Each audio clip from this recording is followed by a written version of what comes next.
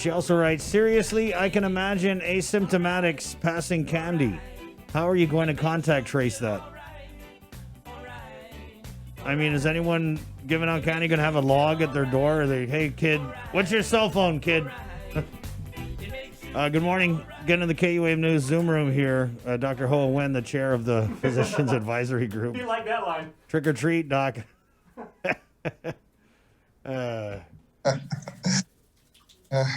Always good to start with a smile. Good morning, guys. Good morning. So I know you sat and you heard the interview with Chima Mbakwem, who's the medical operations chief at the Department of Public Health and Social Services, saying that people just don't get it. There's no one to blame but us humans for the transmission and the spread of the virus. Can't blame the mosquitoes. Yep. It's only us. Damn humans. What a letdown we are. God. Sorry. Well, our culture on the island is probably one of the worst enemy of them all, because we all tend to get together as a family, and so this virus kind of take advantage of that. It's like I tell everyone, all my patients, that this virus have a 2-week lifespan. So if you kind of stay away from each other for 2 weeks, it cannot find a new host, a new person to jump on. It will die, go away. But that's the challenging part, is basically have everyone stay away from each other for about 2 weeks or so. So if you live if a person don't live in your home or your house, then don't come over to the next person's house and for 2 weeks. And I think we're gonna have a downward the curve if we can do that for about 2 weeks or so. Could you put in the room for me? Yeah. No, in the exam room. Exam. Okay. So it's something that we need to do, is basically stay away from each other home for about 2 weeks or so. So it's a big thing to ask, but I think we all have to do that. So we just have to go on and just keep reminding people about, be cautious about everything else around you. Okay. But for Halloween, I think the kids should have fun, but there's several things that we have to pay attention to. If you are sick, I would stay in the room and not interact with the rest of the family or with other kids. Because remember, the only way the kids can get it is through an adult. Okay, so we have to be very careful on if the adult is sick. Just stay away from the rest of the family, so that way the kids can enjoy the Halloween. But I wouldn't get into a large group at all.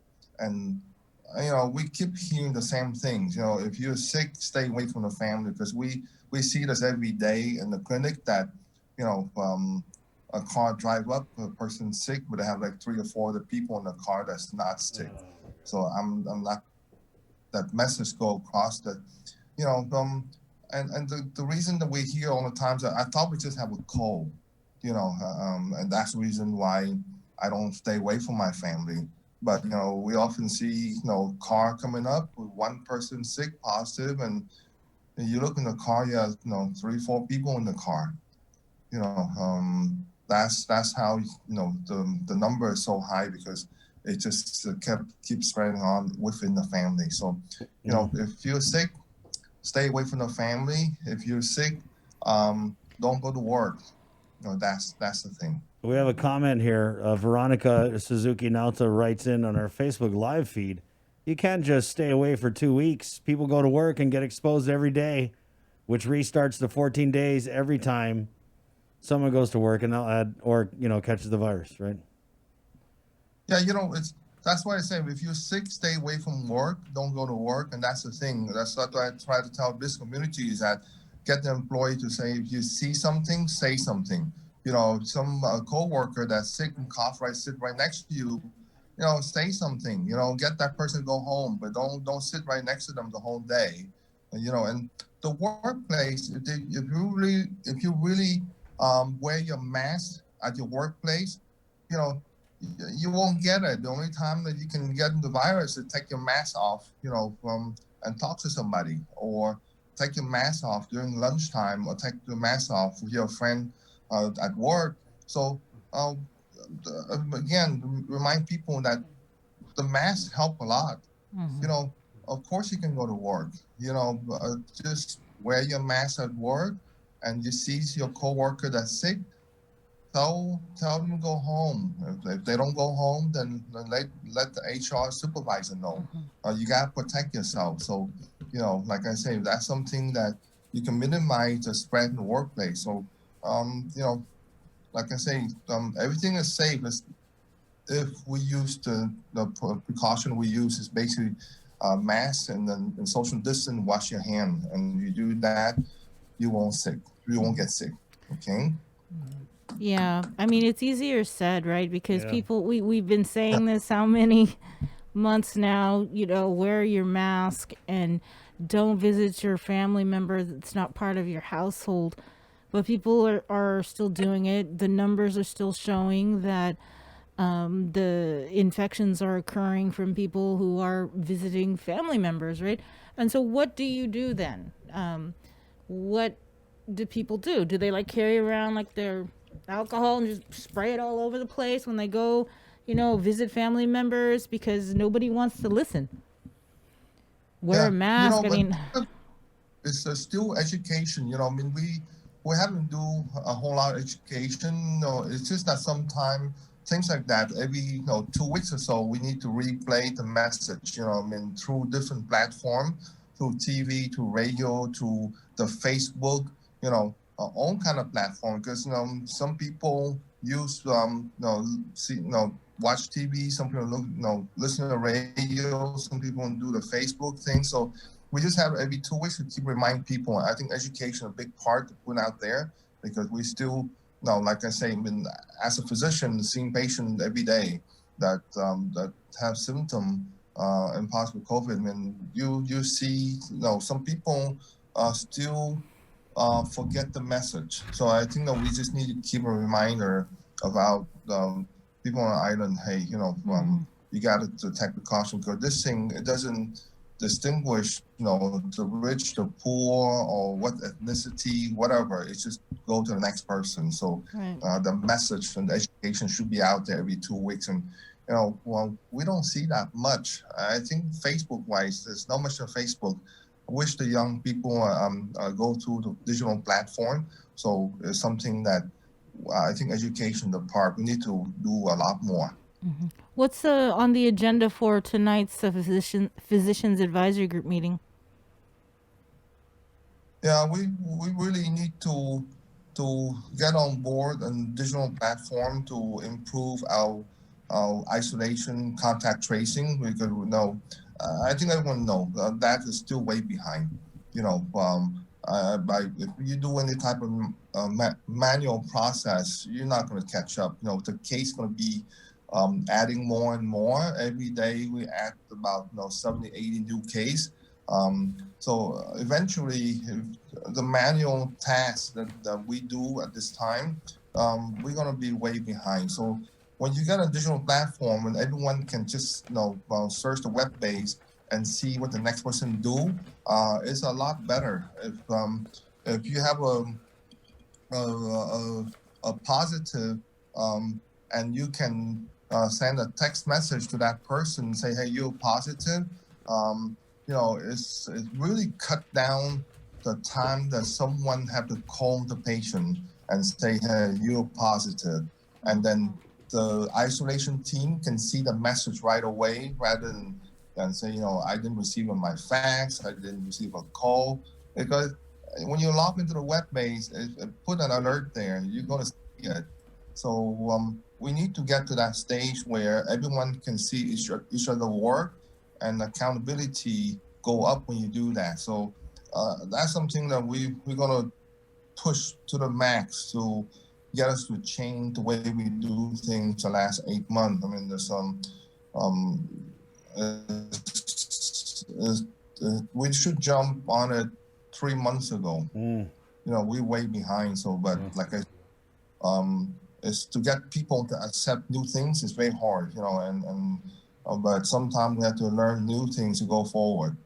Doc, so you've been saying for the last few times that we've had you on that the only thing that'll work is a 2-week lockdown, but you've also said that we can't move backwards. So what are you guys advising the governor of this week? It's not a 2-week lockdown. What we try to tell Chris is that to go backward and lock people up is not gonna work. We have to kind of move forward and do a lot of other interaction. Like you have to again you got to find people. You got to make sure that people are accountable for what they do. If you have a large gathering, you break the executive order regulation, then you got to be fined. I think we give like over 3,000-4,000 warning, but warning will have no teeth if you don't have monetary attached to it. People got to understand that hey, what you do, you have to be responsible for. What you do affect other people around you. That we have to respect each other and make sure that what we did doesn't cause other family member to get sick or cause another person around you to get sick. Because ultimately, it's going to bring back to the family, and the people that have high comorbidity will be the one that will get sick. You can see the death rate go up. We got 3 deaths yesterday, and besides the 28-year-old that passed away, the other 2, the elderly that have comorbidity, and trust me, those elderly people, they don't go around; they are at home. So somebody bring back to their home the virus. 80-year-old, 90-year-old doesn't go around; they stay at home. So that's something that family members need to be cautious, and not bring the virus back to the family, because you're gonna affect the elderly, the people, the 60-year-old and above with high comorbidity. They have the message, they heard the message, and those are people that not travel and not going around. They stay at home, but still, again, family bring back the virus to the home. So you gotta be careful and take care of your own family. Right, and I think yesterday, or the day before, one of the COVID-related fatalities was a 28-year-old. Yeah, I think GRNC, right? Now that I recall. What did you hear about that, Doc? Did you hear anything?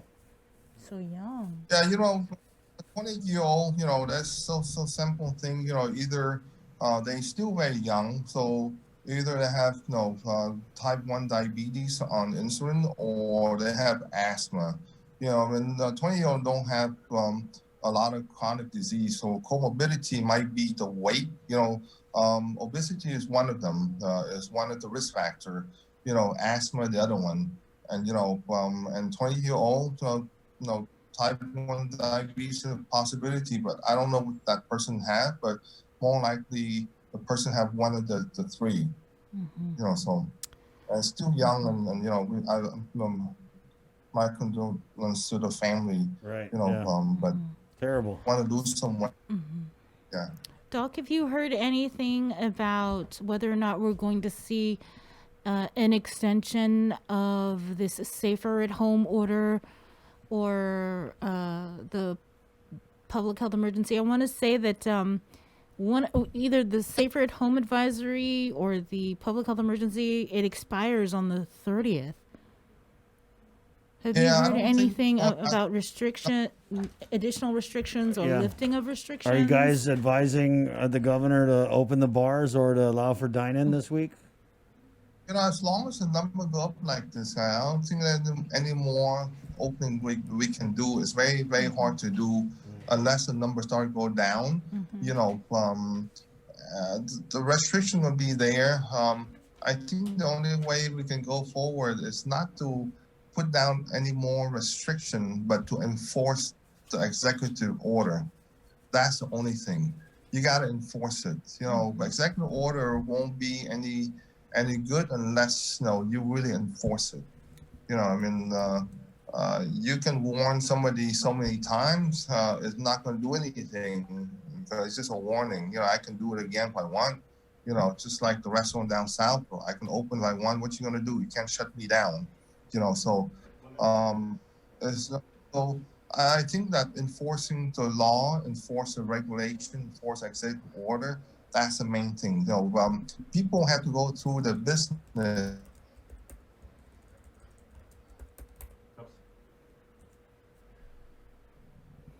Um, you're frozen, Doc. Sometimes if you clap at it, it gets. See, told you.